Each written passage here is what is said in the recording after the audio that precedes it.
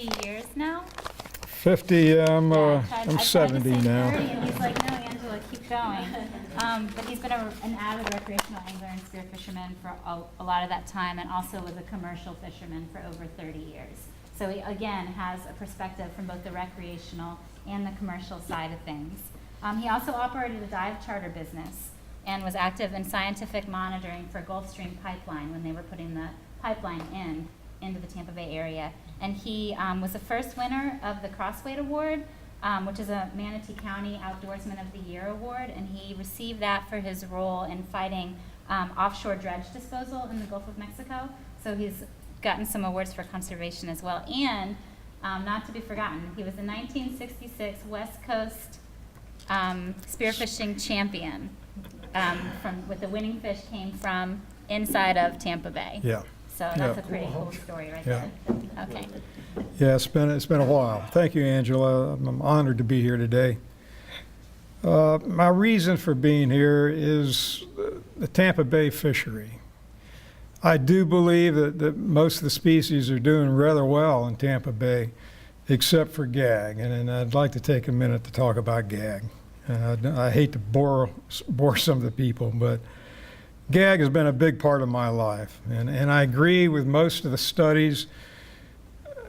Most of the scientists feel that we are rebuilding most of the fishery, but I'm not so sure about gag.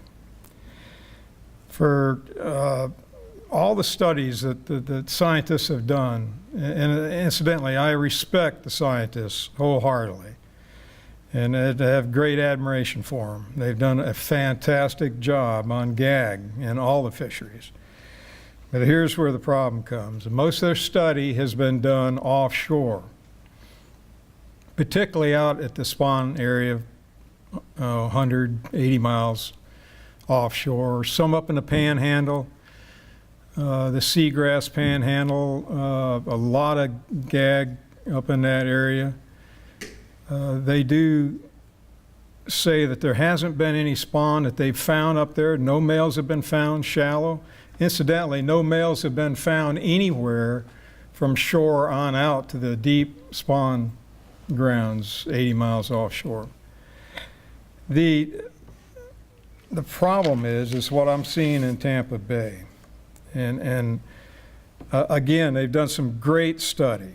And even though their study does lag 1 or 2 years, it's good work. Back in 2014, the NOAA, or the Gulf Council Marine Fisheries Services, deemed gag as rebuilt or rebuilding. So they see it as in fairly good shape. My problem is all that study done offshore, great study, nothing been done in the bay. I've always felt that 90% of our gag that we have near shore, 30, 40 feet, every spring or late winter, comes from the bay. I've always felt that way, from staring at gags for many, many years. And there may be 10% coming from the grass beds off from the Big Bend area. Again, no males have been found. If you believe that the gag does come out of the bay, then you realize just how important the bay fishery is for gag. I don't see any evidence of gag coming from the deep water. They'd be more pelagic looking. They'd be thinner, longer. What we see every spring is these fat backwater gags. And the scientists say some females come in. I've never seen any females, and they don't come in to spawn, by the way, according to them. Simply stating that I've always felt gag come out of the bay, not into the bay. And it has caused a lot of controversy. There's been some great scientists that John and I know that have studied gag deep for a long time. We've never noticed or never found any tags in the bay that were tagged from offshore. And there's been a lot of tagging near shore and offshore by a lot of different scientists. Not yet have we found one of those tags back into the bay. So, I mean, these are some of the reasons why I've never seen that migration back in. My concern is the last 2 years, the decline of gag in Tampa Bay. It's nothing like I've seen for the 53 years that I've been staring at gag in the Bay. I've seen a gradual decline through the years. We had a lot of gag in the Bay years ago in a large aggregations. And that's what disturbs me, is what I've seen in the last 2 years. Again, data in another 2 years, data may show that, and it may not. If we don't get the studies done in the Bay, we're not even going to see that decline. I mean, there may be fishermen that have noticed it, but it's with all the laws that we've had since 1980. If you recall, back in 1985, we went to 18 inches. 1990, we went up to 20 inches with 5 gags per person. In 2000, we went to 22 inches in 2000, and then we were dropped down to 2 gags per person then, or maybe 2 gag, 2 reds, aggregate of 4 grouper. And about a year and a half ago, we went to the 24-inch size with only 2 gags. So with all the laws that we've had, I haven't seen it help us. There is an answer to gag in the Bay, but a lot of people don't like talking about it. And I'd love for anyone who has any issues and wants to talk about gag, I'd love it if they'd call me or email me. I have a lot of reasons why I feel that they do spawn in the Bay. We really don't have time to get into it tonight. But I'm here today asking for the support for great scientists as Angela Collins and others who have an open mind about spawning gag in the Bay. We need to get the study done. Without the study, we won't have particular methods of solving the problem. Remember, the law hasn't done it. It's hard to police. We all know during the closed season of 5 months, closures it starts at the end of the month. For 5 months, we're going to have a closure. And if you think of guys fishing up in the Bay, they hit the lotto of a nice fat gag in the wintertime, likely they're going to slap it in the boat and go home. I mean, the policing, they just can't police.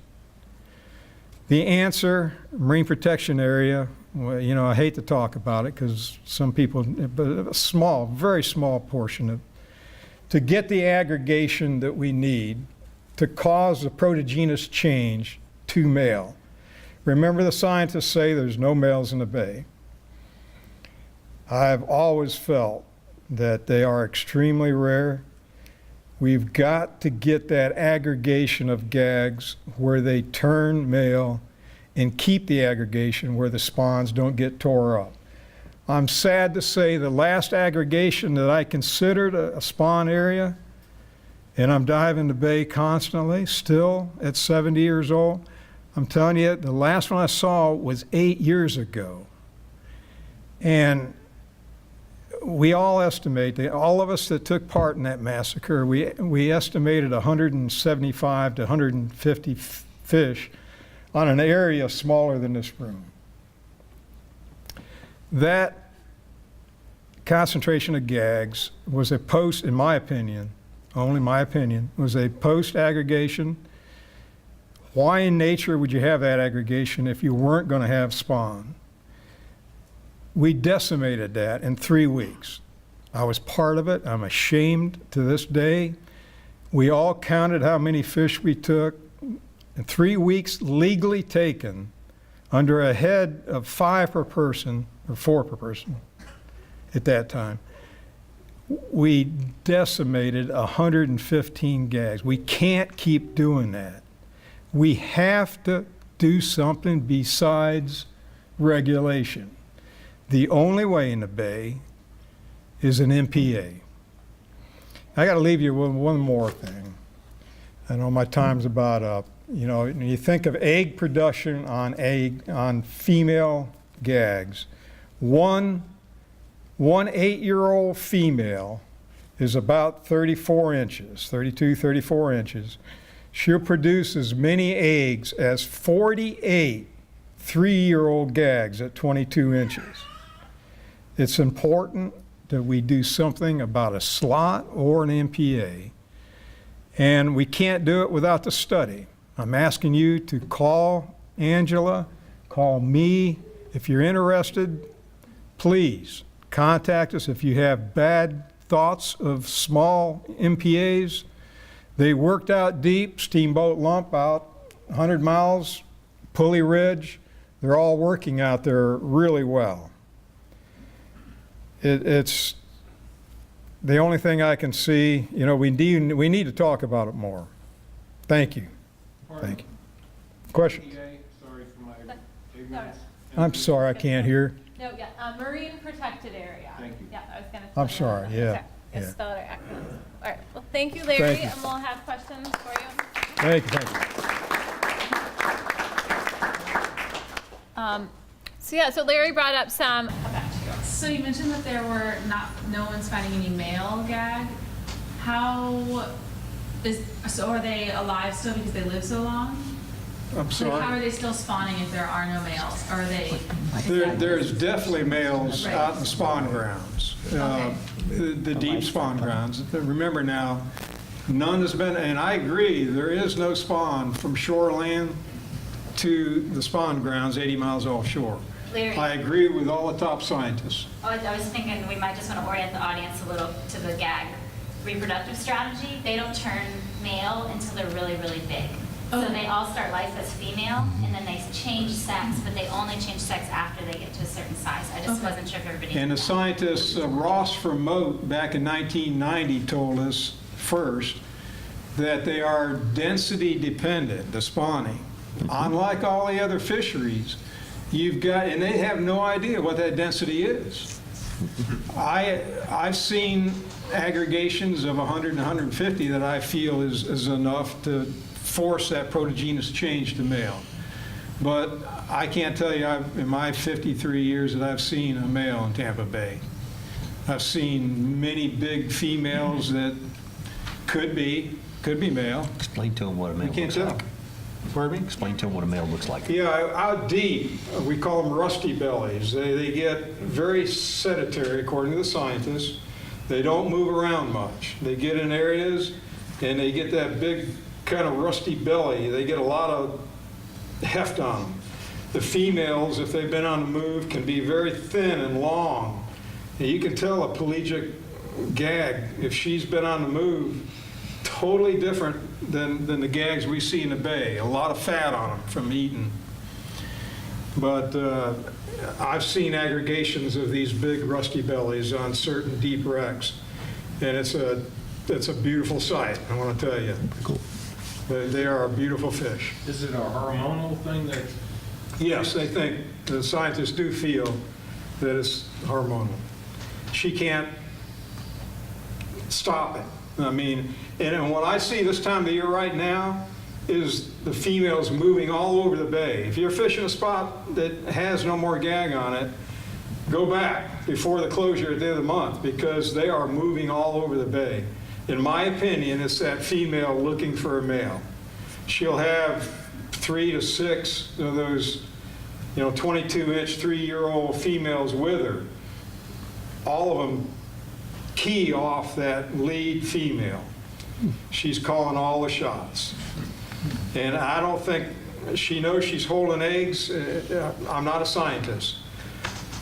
She knows, and she's starting to freak. She's got all the eggs, and she hasn't seen a male. She's going to try to find one. Angela, anything to add to that? Not unless there's another. Okay, we have I just had a question on a couple of things that happened this summer, the sewage spill, and then the red tide was pretty high this year, I guess. Any effects that anyone saw, or? I saw them move a lot of fish around, obviously. We had by Anna Maria, the north end of Anna Maria, Bimini Bay in that area, the fish kill just constantly. We saw a lot on our side of the bay. You know, fortunately, that wasn't throughout the bay. And in years past, I've seen a lot of things force gags around. I saw years ago a bad red tide that did flush a lot of gags out of the bay. As I have seen big storms, the salinity change, currents, the high tide and then flushing, I've seen a lot of gag just repopulate all our reefs, nearshore reefs. Just beautiful. I mean, where we had everything taken, they're all back. You know, all that fish came from the bay. In my opinion, there is no amount of gag out deep to come back in this time of the year. There just isn't enough fish. There may be up in the panhandle. I just don't think that much is moving down south. I could be wrong. We need to study it. We are doing a tagging. Jason or Bobby and Don, have you guys noticed a decrease in landings after the sewage spill or the? No, but I would say you weren't here in 2000. Were you here in 2005? Probably would say, at least for the Manatee County experience, it's nothing like it was back in 2005. I mean, it's every. No. It's That's referring to the red every. tide in 2005. In my lifetime and experience, it's about every couple of decades, every 25 years, where you really get a really, really bad red tide. Actually, red tide is very, very common. Southwest Florida is like the epicenter for red tide occurrences in the Gulf of Mexico.